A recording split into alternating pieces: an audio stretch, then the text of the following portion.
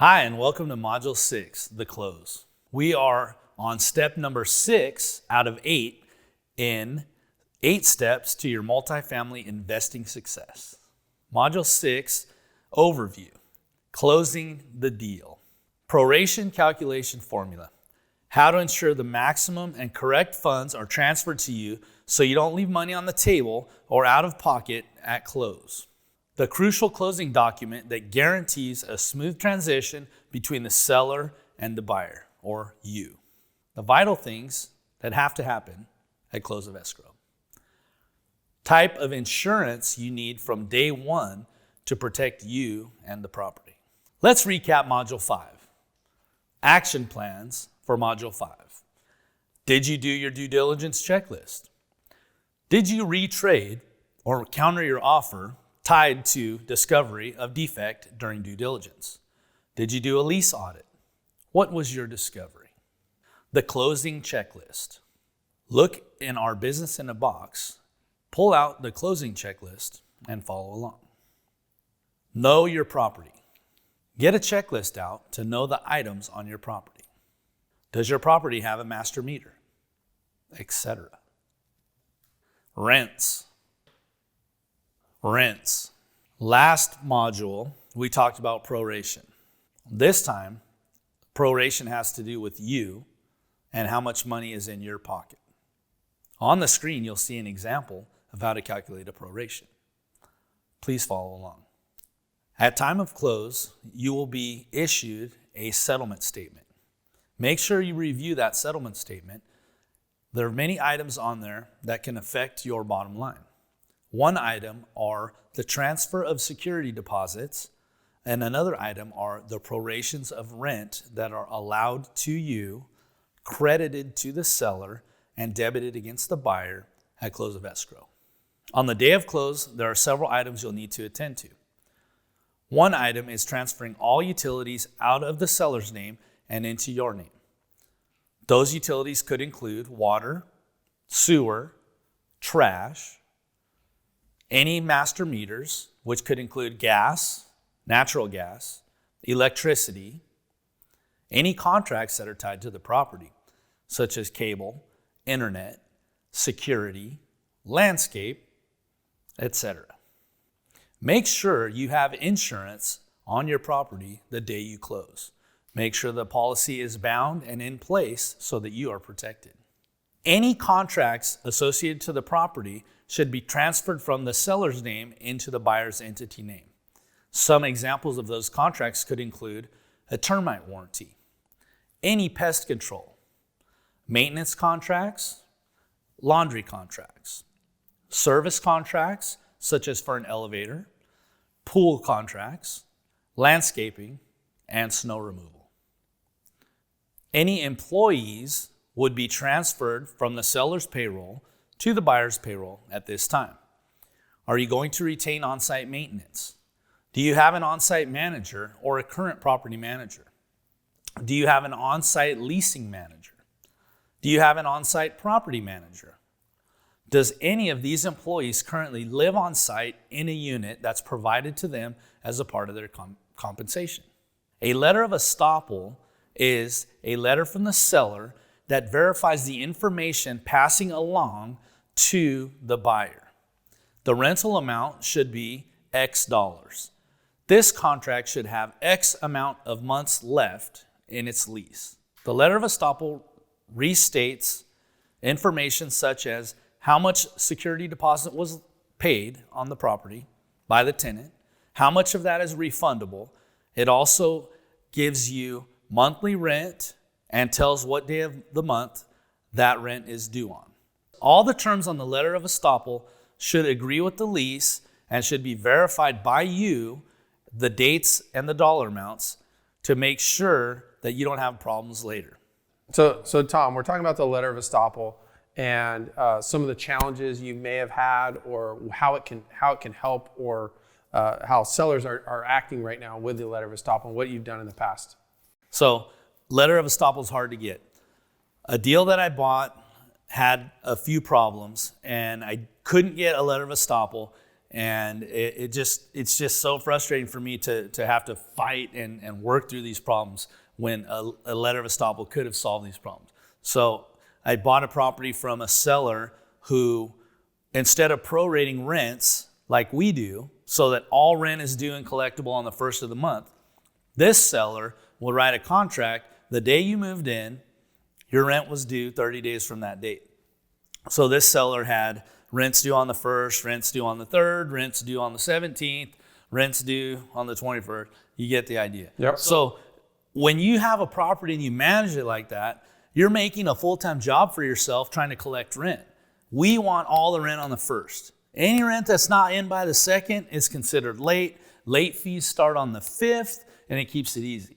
So a letter of estoppel can help you get through some of the hair of of a seller's problems, right? If they don't manage like you manage, that letter of estoppel, because how would we have fixed it? Well, what we would have done at that point when people said, well, hey, wait, this isn't how it works for us, we would say, no problem. Anyone that's in a lease, this is your 30-day notice that in 30 days, all rent's due on the 1st. An easy solution to that problem. If you have a lease that's coming up, or if it's on month to month, you send out a letter saying this is the new lease date. I'm the new owner. This is when your rent's due. Yeah, I think we're going to get to that letter that we send out here shortly. Okay, cool.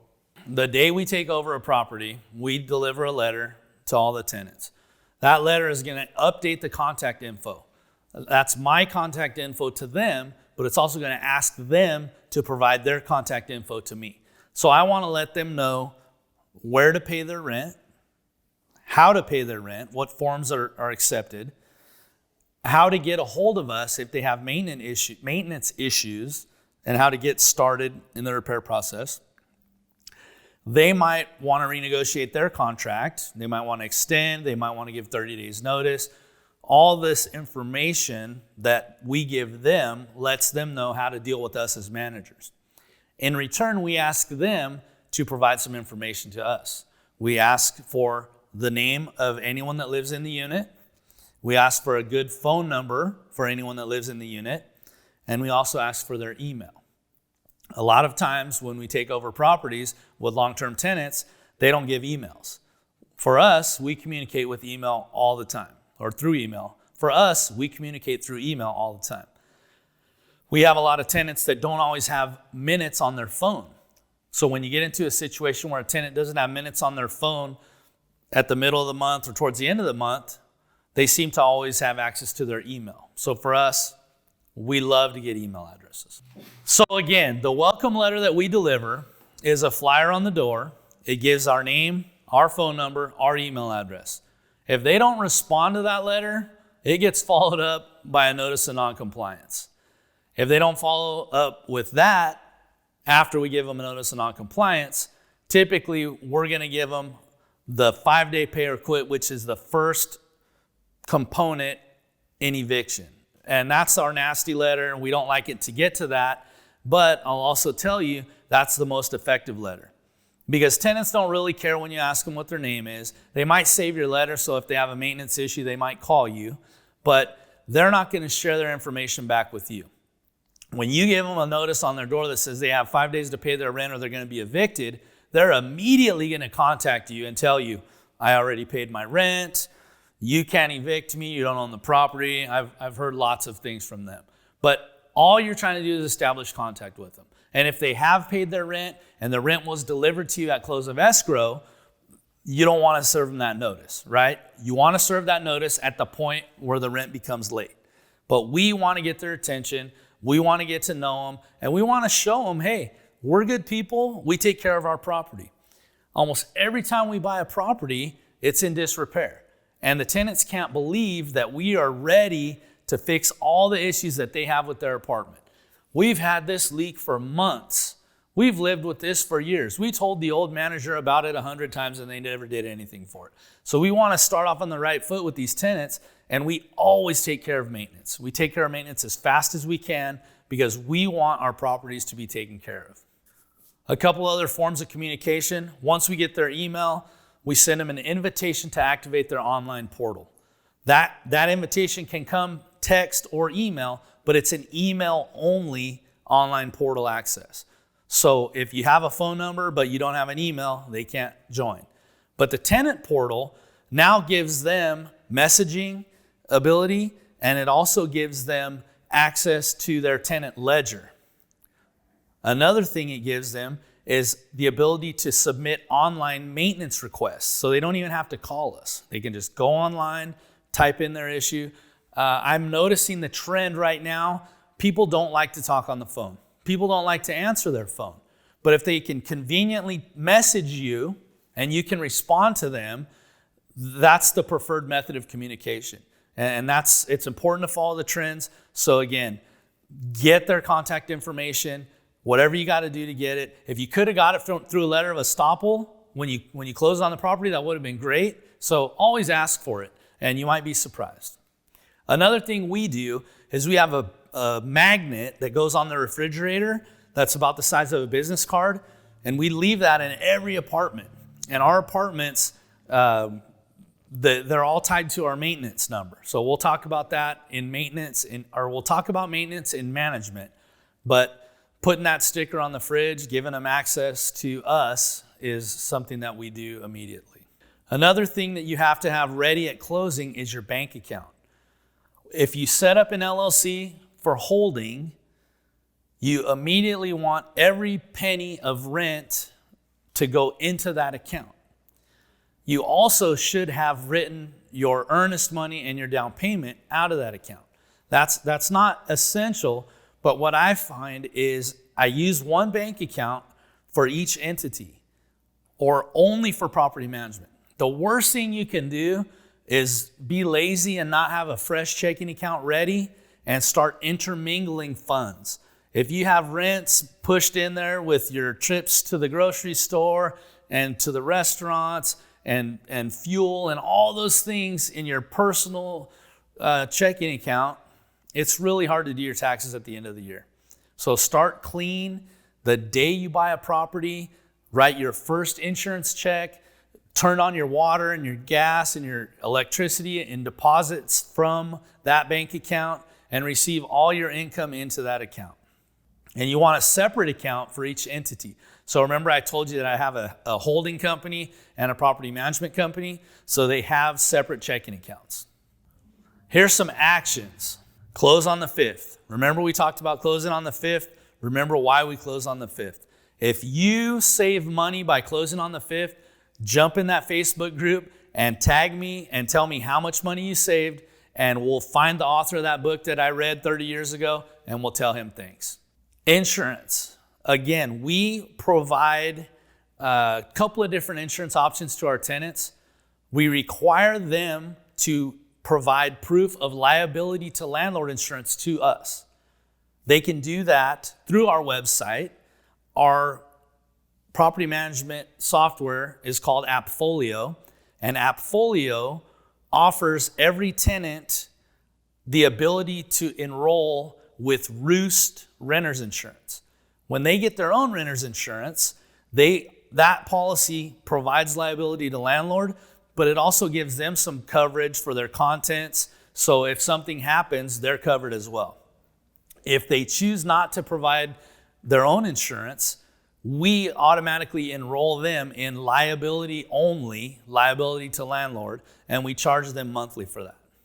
Another trick that we use is called a phone tree. A phone tree can save your sanity. I use an app called Grasshopper. Grasshopper is around $40 a month, and it's a VoIP, and it can link to several different things. What I use it for is I have 4 extensions. I have one main number, and you call that number no matter what you need. When you get to that number, there's an option that you can press 1 for English or 2 for Spanish. If you choose English, it forwards to a certain sequence of telephone numbers. If you choose Spanish, it forwards to a different sequence of telephone numbers. Obviously, you want your Spanish-speaking callers to go to someone that speaks Spanish. All callers can go to all people. Another option that I have in my phone tree is maintenance. Immediately, if you need maintenance, press this number. When they press that number, it forwards to my 24-hour a day, 7-day a week call center. My call center takes every maintenance call, and they decide what to do with that maintenance call based on some sets of parameters that I've established with them. So let's just do an example. Ring, ring. Hello, this is Appfolio. How can I help you? Yes, I have a problem with my apartment. Okay, who's this? They're going to say, I want to know your name. I want to know your address. They'll say, oh, okay, this is John Smith in 123 Main Street, apartment 1. Yes, that's correct. Then they're going to say, John Smith, is your email still johnsmith123@gmail.com? He's going to say, no, I changed that email. I forgot the password. Here's my new email. They're going to update that info. Second thing they're going to do is say, is this still your phone number? He's going to say yes. He's going to say, no, I don't have that phone anymore. Here's my new number. So you get your call center before they'll even take a maintenance call to update contact information. And that's crucial. You always want good contact information. Now, okay, Mr. Smith, now we have you updated. How can we help you? He's going to say, I have a flood in my apartment. They're going to say, oh my goodness, a flood. Tell me about the flood. Is the flood active or is it passive? And they're going to require some explanation there. So they're going to say, what's flooding? And the guy's going to say, well, water's shooting out of my wall right behind my television. And it's shooting straight out the wall. Okay, so based on the parameters that I've established, they're going to immediately call me, my maintenance, and also a plumber. And they're going to do that in line. So if I don't answer, they're going to call maintenance. If maintenance doesn't answer, and when I say maintenance, I mean staff. And actually, I said that out of order. They're first going to call my maintenance staff. Whoever's on call gets that call. Then, if they don't get an answer from them, they're going to call the plumber. And this plumber works for us. He does emergency for us. If for some reason we don't answer, we got to get that water shut off, right? Because it's shooting out of the wall. If he doesn't answer, then they're going to call me. And most of the time, I'm going to answer. That's the process and the procedure that we set in place so that we don't get phone calls at midnight that said, my toilet only flushed halfway. I need someone to rush over there. Well, that's not an emergency, okay? Your toilet will be fine in the morning. We'll be there bright and early.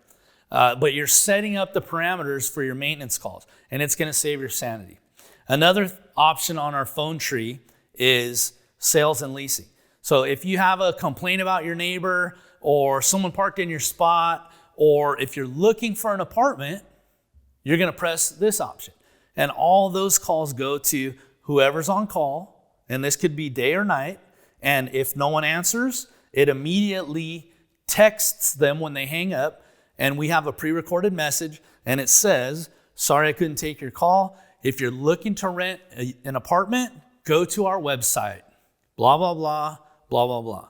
And that lets them jump to our website, see what's available, and put in an application through our Apply Now button. So you can see how all the fears that people have about what to do when they have these nightmare maintenance problems. I've just went through one scenario of an active flood, and I've showed you how I deal with it. Another scenario there with a flood could have been, my kitchen sink's leaking. The question would have been, what do you mean it's leaking? How is it leaking? Where's the water going? Well, when I open up the cabinet underneath my sink, it's dripping out the bottom. On the phone call, the call center is going to say, well, can you put a bucket under there and catch it? And it's a yes or no. Yes, I can. Okay, thank you. Now, does it leak all the time or just when you're using the faucet? Well, yeah, no, when I turn the faucet off, it doesn't leak. Okay, so it doesn't leak when the faucet's off, and you can contain the leak by putting a trash can or a bucket or something under the sink, correct? Yes, that's correct.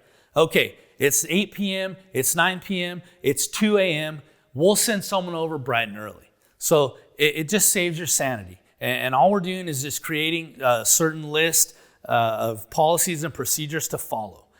So on the day of close, have you chosen a management strategy? Are you going to self-manage? Are you going to hire a property manager? Are you going to go to our Business in a Box and pull out the checklist on how to manage your property manager? Let's get into that. Escrow and title fees keep the relationship. I have a great escrow officer, and a lot of people I know, they're in the title office every couple of days, a few times a month. Do you beat your title company down on fees? Are you trying to beat everybody up around you for fee? I love to have an escrow officer that's available to me. Whenever I call or text, if I need something, they respond. So I pay them. I love to pay their fees. They're doing their job, and they do a great job for me. So always think about fees before you go beating somebody up over price. It's all about the relationship. You're going to hear that from me a million times in this course. Relationship, relationship, relationship. So keep that relationship. Collections and rents. The day you close, you become able to collect money. This is the best part about this whole business. Get the money. Grant Cardone, who's got my money? That's all he says all day long. And we love old Uncle G. So the day you close is the day that you find a list of people that got your money, and you can go get it. The key transfer. That picture right there drives me crazy. I have boxes of keys, and it's fun because every time I buy a property, I get a different assembly of keys. Some people will wheel in a safe almost like they brought it over by armored car, and they'll set it down on the ground, and these are the keys, and they're the most valuable thing in the world. And then other people, they'll have them in a Ziploc bag, and they'll say, here you go. For me, I just throw them all away. I don't need anybody's keys. I don't try to deal with keys. I have a lot of properties at a lot of different addresses. If you have one property and you have a maintenance room and you can keep a spare key for every door and a spare mailbox key, it might work for you. But for me, it's so inexpensive to have everything on a master key and to change out locks every time I need to, and to get a lock rekeyed. Or for us, we do a lot of mailboxes, and we own our mailboxes, and every time someone loses a mail key, it costs us about $30 to get a locksmith over there, or $5 to put a new lock on there. So we're putting new locks on all the time. So for me, it's time versus replacing or trying to manage all these keys. So I'm not a big key manager. I just have a master, and I just replace locks and move on. But do what works for you. If you're super organized and you enjoy looking at those keys and you always have a duplicate, hey, that's a great thing too. Never waste time going to pick up rent. When I first got started, the first of the month, I was knocking on everyone's door, no matter how many units I had. If I started with 13, I was over there knocking on the door. Hey, I need the rent, I need the rent. Then pretty soon, I would catch 2 or 3 people, and then I'd have to go back, and then I'd have to go back again. And I drove around picking up rent. Hey, where are you? I'd leave a note. I need the rent, call me. Then they call me. Hey, I'll be home at 5. I'll have the rent. Okay, so I had to go back and get the rent. They weren't there at 5, 5:30, calling them. Okay, I'm almost there. Wasting my time going and picking up rent. But I was so excited. I lived for the first of the month. I loved that money. So I went out and looked for it. Well, I believe I've gotten a little more efficient, and I've got a better process now. I went from the picking up the rent to then I had a drop box, and I had still several properties, so I had several drop boxes. So as you go through your delinquency and you're calling people and you're saying, hey, where's the rent? Oh, it's in the drop box. Okay, so now you got to drive to the drop box, and it's there or it's not. And then you got to drive to another drop box. And I got a little bit smarter, and I consolidated down to 3 drop boxes. And then still same kind of deal. Calling people, where's your rent? Going to check in drop boxes. Well, finally, I got smart enough to just eliminate all the drop boxes. And now I have one spot, and it's my main office, and you can drop your rent there or you can mail it to me. But I don't waste my time driving around looking for rent anymore. If you're late, you're late. And if the rent's on time, the rent's on time. So how are you going to keep track? What are you going to do for accounting? How many units do you have? If you have 4 units, you can get a piece of paper and you can write unit 1, 2, 3, and 4 down the side, and you can put January, February, March across the top. Basically, you can make a spreadsheet. You can also make a spreadsheet. We use Google sometimes, Google Docs. That's a place where you can just make a basic generic spreadsheet. There's Excel, there's a lot of solutions for that. But depending on your number of doors, what are you going to do for accounting? So that's how we started out, and we got to a certain number, and we ended up going with the property management software. The one that we use is called AppFolio. We reached out to AppFolio and tried to have them help us help you, and they don't have any kind of a program where we could introduce AppFolio to you and walk you through things and show you how we use it. They just said no. They don't want to help us. But I encourage you to reach out and look for property management software that works for you. AppFolio is great. I still love them. They are web-based, so anywhere I am, I can log on, and I don't have to have a computer somewhere. I got an insurance audit the other day, and one of the items, when you get an insurance audit, basically you buy insurance, and they'll sign you up, and then they'll send out an inspector to inspect your property. And they're going to look for certain things, safety things. Do you have fire extinguishers? Do you have tripping hazards? Do you have good lighting so people can see where they're going? Those kind of things. So I got my inspection back, and guess what it said on there? It said, they need to see that I have a fireproof safe to keep my leases in. And it kind of made me laugh because I don't have a safe. I don't have leases. All that stuff is done online. My tenants pay online. They log into their portal. They make the payment. The payment goes from their bank account to my bank account. So we don't receive any kind of cash. And our leases are pretty awesome. Our leases are generated through the property management software. And I'll kind of walk you through it, but we're going to go more into it in management. But basically, if they're interested in our property, they can click on the Apply Now button, fill out a rental application. If we're interested in renting to them, we click a button that says Convert to Tenant. Once we convert them to a tenant, it generates a lease. The lease gets emailed to them. They click a button to sign the lease. It gets emailed back to us, and they're a tenant. And it launches them, and it puts them in a unit. Everything's electronic, so no more fireproof boxes or safes.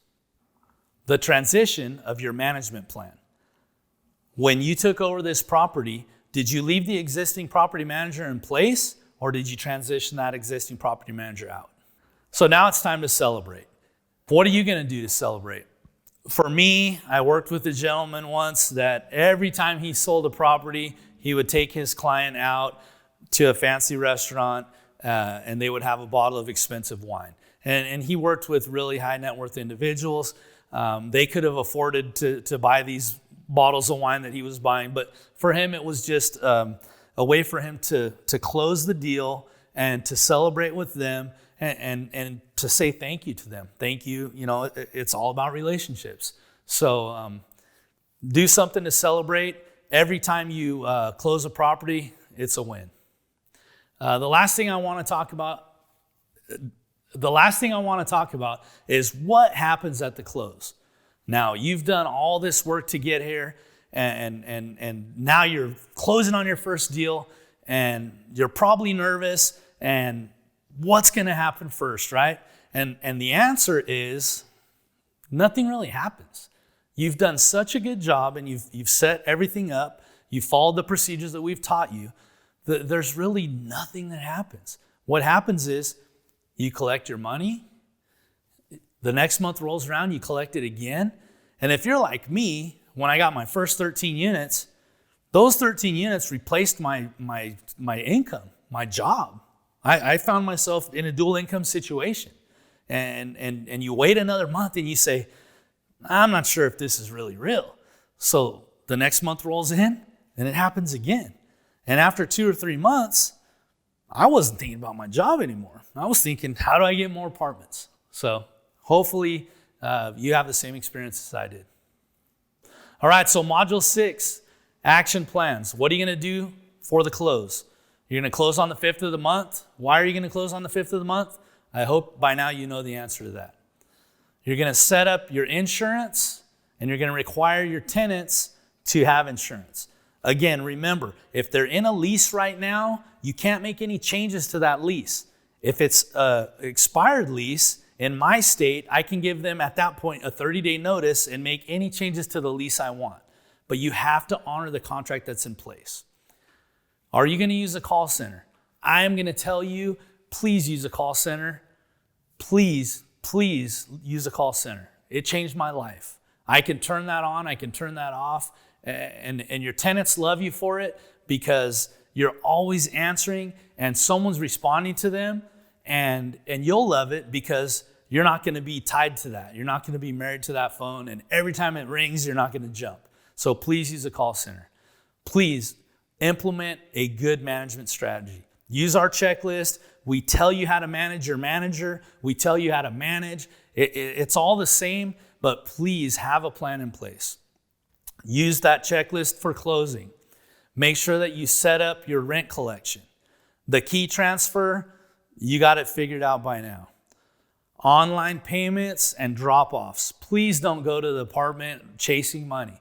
If they don't pay you, be swift with the actions, the pay or quits, whatever your state requires, but please help yourself and save time and frustration by setting the bar high right up front and letting the tenants know where the rent needs to go. Find some type of accounting process and recording that works for you. Again, we use an online software. Use whatever works best for you. But don't wait. Don't let a month go by without reconciling your expenses and looking at your profits and celebrating. So you're getting close to the end. Your 8 steps to multifamily investing success, we've gone through 6 of them. We committed to change. We got ready to buy. We found a deal. We did our due diligence. We did our analysis. We made an offer. We did our due diligence, and now we've closed. We're excited to bring you our next module, which is management. And we look forward to building freedom and cash flow together. We'll see you in the next module.